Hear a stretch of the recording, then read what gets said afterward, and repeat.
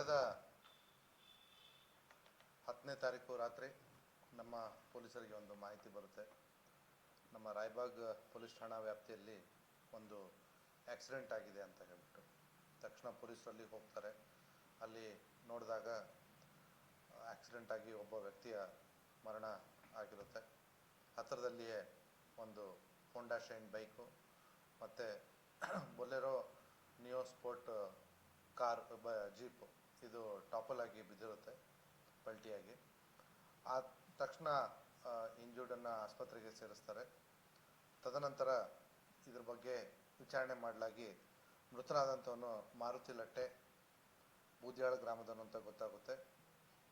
ಅವನು ಮತ್ತು ಅವನ ಜೊತೆಗಾರ ಮಾರುತಿ ಗಂಟಿ ಅನ್ನೋಂಥವ್ರು ಬೈಕ್ ಮೇಲೆ ಹೋಗಬೇಕಾದ್ರೆ ಈ ರೀತಿ ಹಿಂದ್ಗಡೆಯಿಂದ ಆಕ್ಸಿಡೆಂಟ್ ಆಗಿರ್ತಕ್ಕಂಥದ್ದು ಮೇಲ್ನೋಟಕ್ಕೆ ಕಂಡು ಬಂದಿರುತ್ತೆ. ಈ ವಿಚಾರವಾಗಿ ಅವರ ಕುಟುಂಬದವರು ಗೊತ್ತಾಗಿ ಅವರೆಲ್ಲ ಬಂದು ನೋಡಲಾಗಿ ಅವರಿಗೆ ಈ ಸಾವು ಸಂಶಯಾಸ್ಪದ ಅನಿಸುತ್ತೆ. ಅಷ್ಟೊತ್ತಿಗೆ ಅಲ್ಲಿ ತಲುಪಿರ್ತಕ್ಕಂಥ ಪೊಲೀಸರಿಗೂ ಕೂಡ ಸ್ವಲ್ಪ ಇದ್ರ ಬಗ್ಗೆ ಒಂದು ಸಂಶಯ ವ್ಯಕ್ತವಾಗುತ್ತೆ. ಆ ವಿಚಾರವಾಗಿ ಕುಟುಂಬದವರು ಈ ಮೃತನಾದಂಥ ಮಾರುತಿ ಲಟ್ಟೆ ಅಣ್ಣ ಕುಮಾರ್ ಇಲ್ಲ, ನಮಗೆ ಈ ಬೊಲೆರೋ ಗಾಡಿಯಲ್ಲಿರ್ತಕ್ಕಂಥ ಈರಪ್ಪ, ಸಿದ್ದರಾಮ್ ಮತ್ತು ಆಕಾಶ್ ಅವ್ರ ಮೇಲೆ ಕೊಲೆ ಪ್ರಕರಣ ದಾಖಲಿಸಬೇಕು ಅಂತ ಹೇಳ್ತಾರೆ. ಅದ್ರ ಜೊತೆಗೆ ಅಕ್ಕಿವಾಡೆ ಈರಪ್ಪ ಅಕ್ಕಿವಾಡೆ ಕುಟುಂಬದವರ ಉಳಿದ 8 ಜನರ ಮೇಲೂ ಕೂಡ ಒಂದು ಕಂಪ್ಲೇಂಟ್ ಕೊಡ್ತಾರೆ. ಆ ಪ್ರಕಾರವಾಗಿ ನಾವು ಒಂದು ಕೊಲೆ ಪ್ರಕರಣವನ್ನು ದಾಖಲು ಮಾಡ್ಕೋತೀವಿ. ಈ ವಿಚಾರವಾಗಿ ನಮ್ಮ ತನಿಖೆಯಲ್ಲಿ ಇಲ್ಲಿವರೆಗೂ ಇಬ್ಬರು ಆರೋಪಿಗಳನ್ನ ನಾವು ಅರೆಸ್ಟ್ ಮಾಡಿದ್ದೀವಿ, ಸಿದ್ದರಾಮ್ ಒಡೆಯರ್ ಮತ್ತು ಆಕಾಶ್ ಪೂಜಾರಿ. ಇವರಿಬ್ಬರು ಕೂಡ ಆವತ್ತಿನ ದಿವಸ ಆ ಬೊಲೆರೋ ಗಾಡಿಯಲ್ಲಿ ಇರ್ತಕ್ಕಂಥವ್ರು. ಈ ಗಾಡಿಯನ್ನು ನಡೆಸ್ತಾ ಇರ್ತಕ್ಕಂಥ ಈರಪ್ಪ ಅಕ್ಕಿವಾಡೆ ಮತ್ತು ಅವನೇ ಅದರದ್ದು ಓನರು. ಅವನ್ನೂ ಕೂಡ ನಾವು ಶೀಘ್ರದಲ್ಲಿ ಅರೆಸ್ಟ್ ಮಾಡಬೇಕು. ಯಾಕಂದರೆ ಅವನು ಕೂಡ ಈ ಒಂದು ಕೊಲೆ ಪ್ರಕರಣದಲ್ಲಿ ಭಾಗಿಯಾಗಿರೋದು ನಮ್ಮ ತನಿಖೆಯಲ್ಲಿ ಕಂಡು ಬಂದಿದೆ.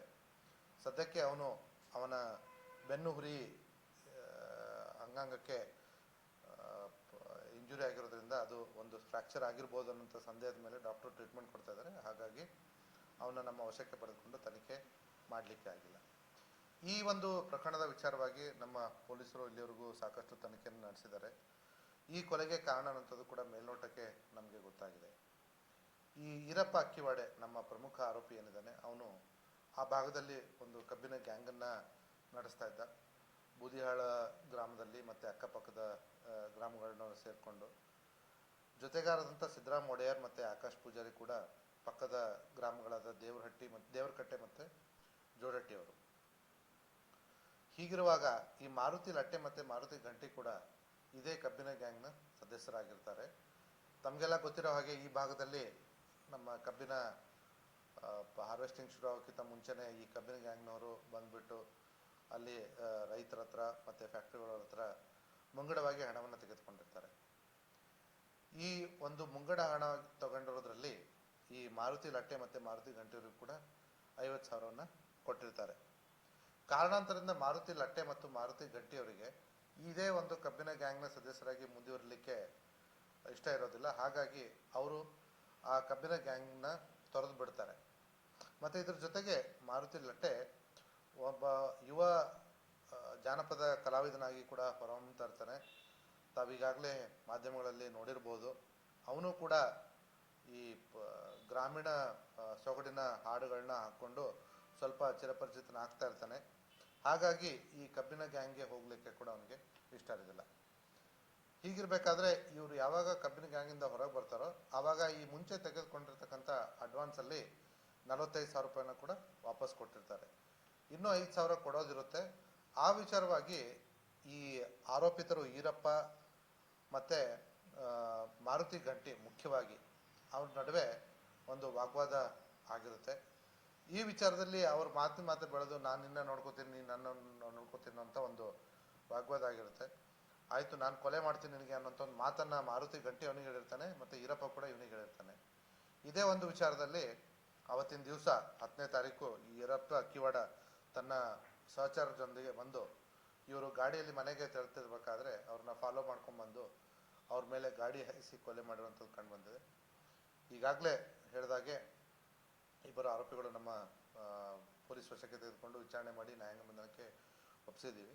ಮುಂದಿನ ದಿನಗಳಲ್ಲಿ ಈ ಥರದ ಪಾತ್ರ ಕಂಡು ಬಂದರೆ ಅವ್ರನ್ನು ಕೂಡ ನಾವು ಕಾನೂನಿಗೆ ಒಪ್ಪಿಸ್ತೀವಿ. ಈ ಆರೋಪಿಗಳು ಈಗಾಗಲೇ ಹೇಳಿದಾಗೆ ಕಬ್ಬಿನ ಗ್ಯಾಂಗ್ನ ಮತ್ತೆ ಬೇರೆ ಏನು ಇಲ್ಲಿವರೆಗೂ ನಮಗೆ ಅವರು ಅಪರಾಧ ಪ್ರಕರಣದಲ್ಲಿ ಭಾಗಿಯಾರೋದು ಕಂಡು ಬಂದಿರೋದಿಲ್ಲ. ಅವನು ಈರಪ್ಪ ಅಕ್ಕಿವಾಡ ಸ್ವಲ್ಪ ಮುಂಚೆಯಿಂದ ಇದನ್ನೇ ಅವನು ಸುಮಾರು 32 ವರ್ಷದ ಹೆಸರು. ಕಳೆದ 7-8 ವರ್ಷದಿಂದ ಈ ಕಬ್ಬಿನ ಗ್ಯಾಂಗ್ಗಳನ್ನ ಶುರು ಮಾಡ್ಕೊಂಡ್ಬಿಟ್ಟು ಸ್ವಲ್ಪ ಮಟ್ಟಿಗೆ ದುಡ್ಡನ್ನು ಸಂಪಾದಿಸ್ಕೊಂಡು ಅದೇ ದುಡ್ಡಿಂದ ಈ ಜೀಪನ್ನು ಖರೀದಿ ಮಾಡಿಕೊಂಡು ಊರಲ್ಲಿ ಸ್ವಲ್ಪ ಓಡಾಡ್ಕೊಂಡಿದ್ದ. ಆದರೆ ಅವರಿಗೆ ಯಾವುದೇ ಇಲ್ಲಿವರೆಗೂ ನಮಗೆ ಕ್ರಿಮಿನಲ್ ಹಿನ್ನೆಲೆ ಕಂಡು ಬಂದಿರೋದಿಲ್ಲ. ಇದು ಪ್ಲಾನ್ ಮಾಡಿರೋ ಹಾಗೆ ಕಾಣಿಸುತ್ತೆ. ಯಾಕಂದರೆ ಒಬ್ಬ ವ್ಯಕ್ತಿಗಳನ್ನ ಫಾಲೋ ಅಪ್ ಮಾಡ್ಕೊಂಡ್ಬಿಟ್ಟು ಅವ್ರ ಮೇಲೆ ಜೀಪ್ ಹಾಯಿಸೋದು ತಕ್ಷಣಕ್ಕೆ ಆಗುವಂಥದ್ದಲ್ಲ. ಈ ಮುಂಚೆ ಆಗಿರೋ ಮಾತುಕತೆ ವಾಗ್ವಾದಗಳಿಂದ ಅದರದ ಮುಂದಿನ ಭಾಗವಾಗಿ ಈ ಒಂದು ಪ್ಲಾನ್ ಮಾಡಿಕೊಂಡು ಕೊಲೆ ಮಾಡಿರ್ತಕ್ಕಂಥದ್ದು.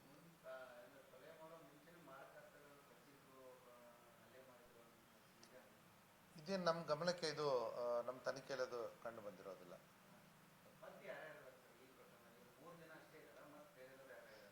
ಈರಪ್ಪ ಅಕ್ಕಿವಾಡನ 8 ಜನ ಕುಟುಂಬಸ್ಥರು, ತಂದೆ ತಾಯಿ ಅಣ್ಣ ತಮ್ಮಂದಿರು ಚಿಕ್ಕಪ್ಪರ ಮಕ್ಕಳು ಅವರಿಗೆಲ್ಲರ ಮೇಲೂ ಕೂಡ ಕೊಟ್ಟಿದ್ದಾರೆ. ಅವ್ರ ಪೈಲೆ ನಮಗೆ ಇಲ್ಲಿವರೆಗೂ ತನಿಖೆಯಲ್ಲಿ ಅವ್ರ ಪಾತ್ರ ಕಂಡು ಬಂದಿರೋದಿಲ್ಲ.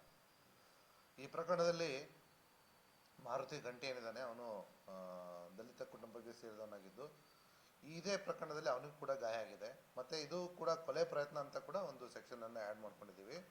ಹಾಗಾಗಿ ಅದರಲ್ಲಿ ಅಟ್ರಾಸಿಟಿ ಆ್ಯಕ್ಟ್ ಕೂಡ ಇನ್ವಾಕ್ ಆಗಿದೆ. ಬಟ್ ಅವ್ರು ಉಳಿದವ್ರ ಪಾತ್ರ ನಮಗೆ ಇಲ್ಲಿವರೆಗೂ ಏನು ಕಂಡು ಬಂದಿರೋದಿಲ್ಲ. ಹೌದು, ಪೆಟ್ಟಾಗಿದೆ. ಈಗ ಹೇಳಿದ್ನಲ್ಲ, ಈಗ ಆಲ್ರೆಡಿ ಸಿದ್ದರಾಮ್ ಮತ್ತು ಆಕಾಶ್ ಅವ್ರದ್ದು ಇಂಜುರಿ ಆಗಿತ್ತು. ಅವರಿಗೆ ಟ್ರೀಟ್ಮೆಂಟ್ ಕೊಡಿಸ್ಕೊಂಡು ನಮ್ಮವರು ಕಾನೂನು ಬಂಧನಕ್ಕೆ ಒಪ್ಪಿಸಿದ್ದಾರೆ. ಈರಪ್ಪ ಅಕ್ಕಿವಾಡೆ ಇವಾಗಲೂ ಕೂಡ ಆಸ್ಪತ್ರೆಯಲ್ಲಿ ಚಿಕಿತ್ಸೆಯನ್ನು ಪಡಿತಾ ಇದ್ದಾನೆ. ಅವನ ಬೆನ್ನು ಹುರಿಯಲ್ಲಿ ಫ್ರ್ಯಾಕ್ಚರ್ ಆಗಿದೆ. ಹಾಗಾಗಿ ಅದಕ್ಕೆ ಟ್ರೀಟ್ಮೆಂಟ್ ಮಾಡಬೇಕು ಅಂತ ಡಾಕ್ಟರ್ ಹೇಳೋದ್ರಿಂದ ಅವನು ಸದ್ಯಕ್ಕೂ ಕೂಡ ಆಸ್ಪತ್ರೆಯಲ್ಲಿ ದಾಖಲಾಗಿ ಚಿಕಿತ್ಸೆಯನ್ನು ಪಡಿತೀವಿ. ಹಾಂ,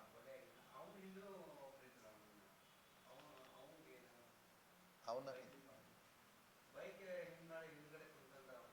ಹಾಂ ಹಾಂ